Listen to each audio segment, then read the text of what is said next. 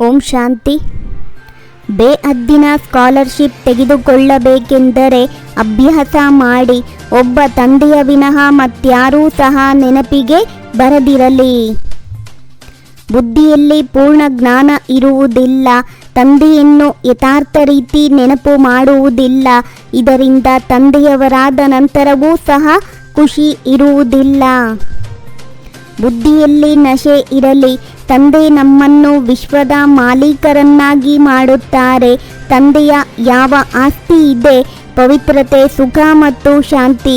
ಇದರಲ್ಲಿ ಸಂಪೂರ್ಣರಾದರೆ ಆಗ ಖುಷಿ ಇರುವುದು. ನೆನಪಿನಿಂದಲೇ ಸತೋ ಪ್ರಧಾನರಾಗುತ್ತೀರಿ. ನೆನಪು ಮಾಡದಿದ್ದರೆ ಬಹಳ ಚಿಕ್ಕದಾದ ಪದವಿಯನ್ನು ಪಡೆಯುತ್ತೀರಿ. ಇಷ್ಟು ಶ್ರೇಷ್ಠ ಪದವಿಯನ್ನು ಪಡೆಯಲು ಸಾಧ್ಯವಿಲ್ಲ. ಆದ್ದರಿಂದ ಅಟೆನ್ಷನ್ ಪ್ಲೀಸ್.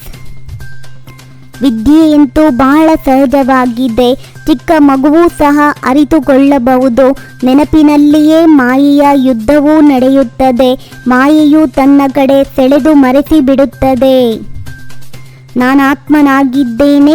ಶಿವ ತಂದೆಯನ್ನು ನೆನಪು ಮಾಡಬೇಕಾಗಿದೆ. ನನ್ನಲ್ಲಿಯೇ ಶಿವನ ಪ್ರವೇಶವಾಗಿದೆ ಎಂದು ಹೇಳಲು ಸಾಧ್ಯವಿಲ್ಲ.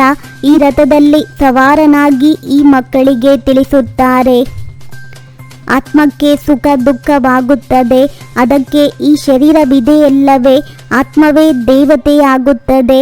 ಈಗ ತಂದೆಯು ಕುಳಿತು ಆತ್ಮಗಳೊಂದಿಗೆ ಮಾತನಾಡುತ್ತಾರೆ. ತಮ್ಮ ಪರಿಚಯವನ್ನು ಕೊಡುತ್ತಾರೆ. ಮಕ್ಕಳೇ, ಅವಶ್ಯವಾಗಿ ಪವಿತ್ರರಾಗಬೇಕು. ಯಾವುದೇ ಪಾಪಗಳು ಮಾಡಬಾರದು. ನೀವು ಸರ್ವಗುಣ ಸಂಪನ್ನರಾಗಬೇಕಾಗಿದೆ. ಪಾವನರಾಗುವುದರಿಂದ ಮುಕ್ತಿಧಾಮಕ್ಕೆ ಹೊರಟು ಹೋಗುತ್ತೀರಿ. ನೀವು ತಮ್ಮೊಂದಿಗೆ ಮಾತನಾಡಿ. ಅನ್ಯ ಆತ್ಮಗಳ ಚಿಂತೆಯನ್ನು ಮಾಡಬೇಡಿ. ನೀವೇಕೆ ತಮ್ಮ ಸಮಯವನ್ನು ವ್ಯರ್ಥ ಮಾಡುತ್ತೀರಿ? ಮತ್ಯಾವುದೇ ಮಾತನ್ನು ಕೇಳುವ ಅವಶ್ಯಕತೆ ಇಲ್ಲ. ಕೇವಲ ನನ್ನೊಬ್ಬನನ್ನು ನೆನಪು ಮಾಡಿ. ಯಾವುದಕ್ಕಾಗಿ ಕರೆದಿರೋ ಆ ಯುಕ್ತಿಯಲ್ಲಿ ನಡೆಯಿರಿ. ನೀವು ತಂದೆಯಿಂದ ಆಸ್ತಿಯನ್ನು ತೆಗೆದುಕೊಳ್ಳಬೇಕಾಗಿದೆ. ಅನ್ಯ ಮಾತುಗಳಲ್ಲಿ ಹೋಗಬಾರದು. ಮುಖ್ಯ ಮಾತು ಪಾವನರಾಗುವುದಾಗಿದೆ. ಇದನ್ನು ಪಕ್ಕಾ ನೆನಪಿಡಿ. ನಮ್ಮ ತಂದೆಯೂ ಆಗಿದ್ದಾರೆ. ಶಿಕ್ಷಕನೂ ಆಗಿದ್ದಾರೆ. ಸದ್ಗುರುವೂ ಆಗಿದ್ದಾರೆ. ಈ ಜ್ಞಾನವನ್ನು ಮತ್ಯಾರೂ ಕೊಡಲು ಸಾಧ್ಯವಿಲ್ಲ. ತಂದೆಯಿಂದ ಶಕ್ತಿಯೂ ಸಿಗುತ್ತದೆ. ಇಲ್ಲಿ ಕೇವಲ 7 ದಿನಗಳ ಸಾಪ್ತಾಹಿಕ ಶಿಕ್ಷಣವಾಗಿದೆ. ಇದರಿಂದ ನೀವು ಎಲ್ಲವನ್ನೂ ಅರಿತುಕೊಳ್ಳುತ್ತೀರಿ. ಸ್ವದರ್ಶನ ಚಕ್ರಧಾರಿಗಳಾಗಬೇಕಾಗಿದೆ. ನಾವು ಆತ್ಮಗಳಾಗಿದ್ದೇವೆ. ಬೇಅದ್ದಿನ ತಂದೆಯ ಸಂತಾನರಾಗಿದ್ದೇವೆ. ಅಂದ ಮೇಲೆ ನಾವು ಅವಶ್ಯವಾಗಿ ವಿಶ್ವದ ಮಾಲೀಕರಾದೆವು. ಭಗವಾನು ವಾಚ, ನಾನು ನಿಮಗೆ ರಾಜಯೋಗವನ್ನು ಕಲಿಸುತ್ತೇನೆ. ಮತ್ಯಾವುದೇ ಮನುಷ್ಯರು ಈ ರೀತಿ ಹೇಳುವುದಿಲ್ಲ ಎಂಬುದನ್ನು ನಿಶ್ಚಯ ಮಾಡಿಕೊಳ್ಳಿ. ಪವಿತ್ರತೆಯ ವಿನಃ ಗೌರವಪೂರ್ಣವಾಗಿ ಸ್ವರ್ಗದಲ್ಲಿ ಹೋಗಲು ಸಾಧ್ಯವಿಲ್ಲ. ಉದ್ಯೋಗ ವ್ಯವಹಾರಗಳನ್ನು ಬಲೆ ಮಾಡಿ. ಆದರೆ ಹೆಚ್ಚಿನ ಹಣವನ್ನು ಏನು ಮಾಡುತ್ತೀರಿ? ಹಣವನ್ನಂತೂ ತಿನ್ನಲು ಸಾಧ್ಯವಿಲ್ಲ. ನಿಮಗೆ ಪತಿತರೊಂದಿಗೆ ಲೇವಾದೇವಿ ಇಲ್ಲ. ಬ್ರಾಹ್ಮಣರಿಗೆ ನೀವು ಸಹಯೋಗ ಕೊಡಬೇಕಾಗಿದೆ. ಯಾರು ಸರ್ವಿಸ್ ಮಾಡುವರೋ ಅವರಿಗೆ ಸಹಯೋಗದ ಅವಶ್ಯಕತೆ ಇಲ್ಲ. ಯುಕ್ತಿಯಿಂದ ಸ್ವಲ್ಪ ಹಣವನ್ನು ಶೇಖರಣೆ ಮಾಡಿ. ಉಳಿದೆಲ್ಲವನ್ನು ವರ್ಗಾವಣೆ ಮಾಡಿಬಿಡಿ.